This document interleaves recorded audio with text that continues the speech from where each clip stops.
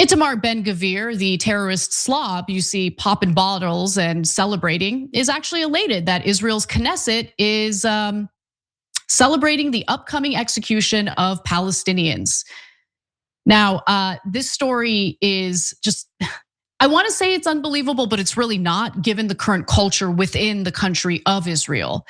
They are just so thirsty to kill Palestinians, it's amazing to me. But even though the Israeli rights group B'Tselem strongly condemned this bill that mandates the death penalty for Palestinians who are often wrongfully convicted of committing acts of terror, the bill was supported by 62 lawmakers in the Knesset, including Israeli Prime Minister Benjamin Netanyahu.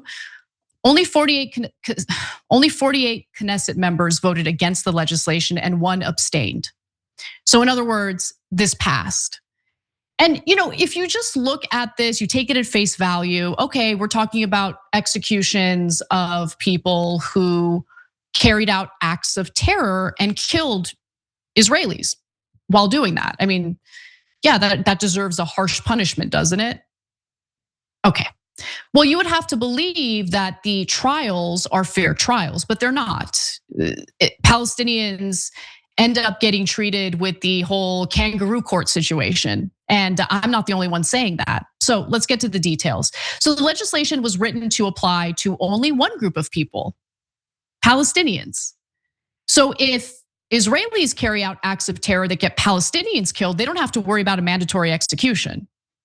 And I think that's already abundantly clear to the globe, given what we've seen in the last 2.5 years. The bill is designed to apply exclusively to Palestinians by mandating the death penalty for a terrorist convicted of killing a person with the intent to deny the existence of the state of Israel. According to Haaretz, the law is now applicable in any territory that Israel effectively controls, including areas that they're illegally occupying, like the West Bank and more than 50% of the Gaza Strip. Now, the reason why B'Tselem condemned the legislation is because, again, many of those so-called convictions are questionable, to say the least. So as the humanitarian rights group notes, these courts have an approximately 96% conviction rate based largely on confessions extracted under duress and torture during interrogations.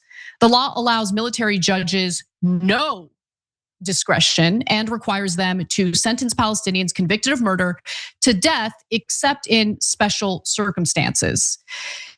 They continue, and I think this part is really important. The penalty, execution by hanging, must be carried out within 90 days of sentencing with no possibility of pardon.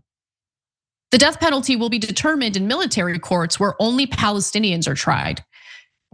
So obviously, this is, are you really gonna tell me, anyone who tells me that Israel is not an apartheid state can shove it. I hate sometimes that I'm not able to curse on this show. They can shove it, okay? Shove it hard. How is this not an apartheid state?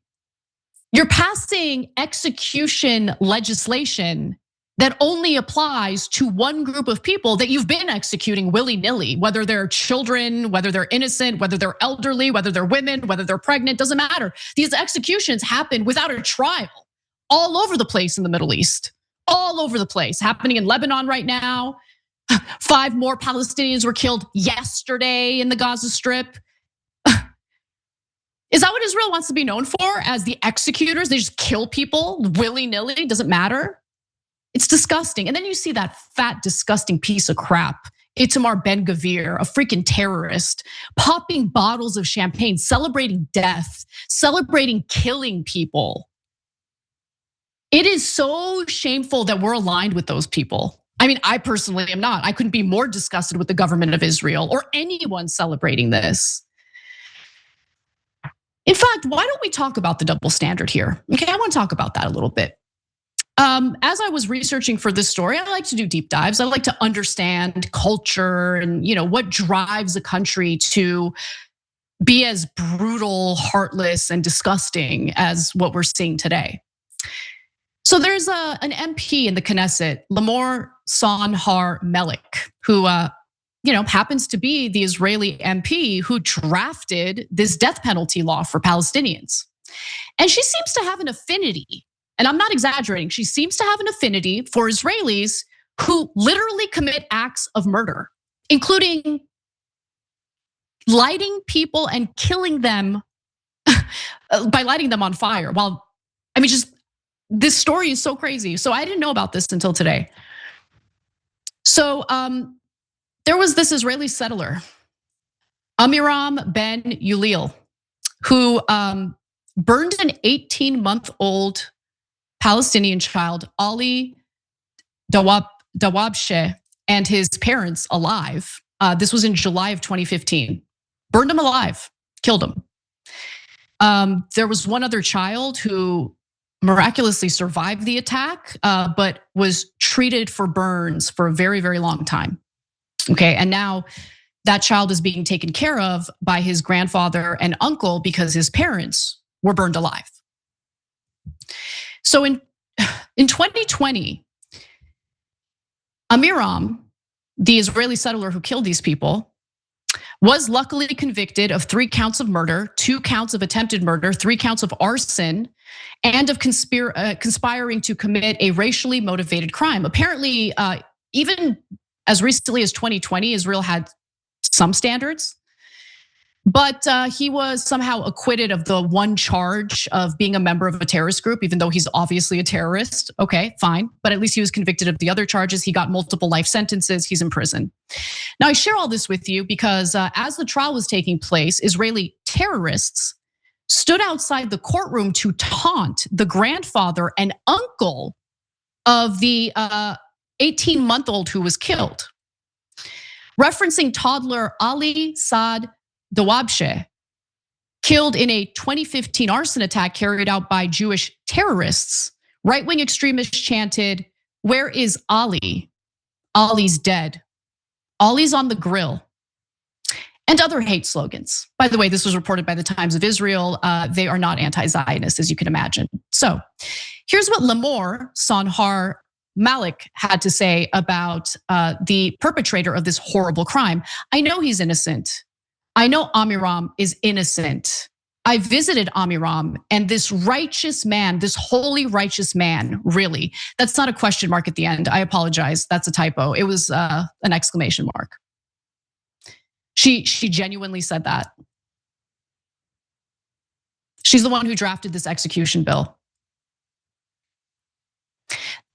But I wanna just point to one person who I deeply respect, and that happens to be a Jewish Israeli MP who voted against this legislation, and he deserves a world of credit because he has a history of doing things that I wish more Israelis would do. He was a conscientious objector when it came to serving in the IDF, and he spoke out against this legislation. I want you to hear his words. Take a look.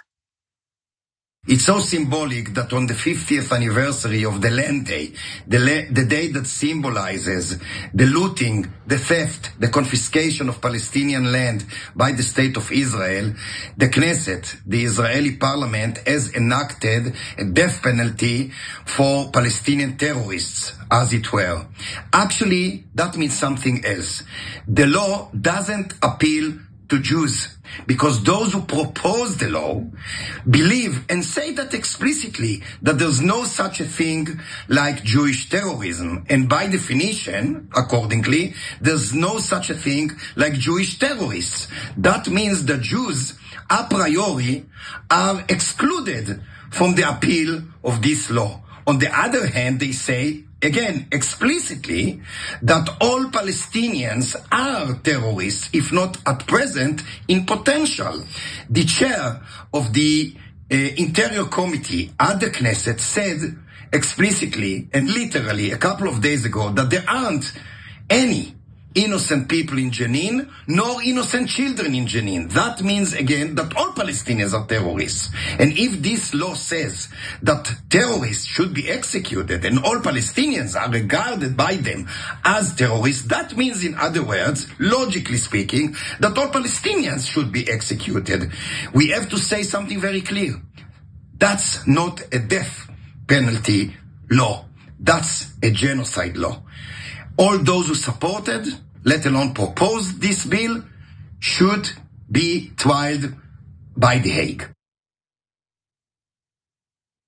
That was Ofer Kassif, who I'm sure deals with a lot of hatred and a lot of backlash, considering the current culture within Israel, for speaking out against these crimes against humanity. And I really, really appreciate it, because we need those examples. We need those examples of Jewish Israelis who are willing to speak up and fight back.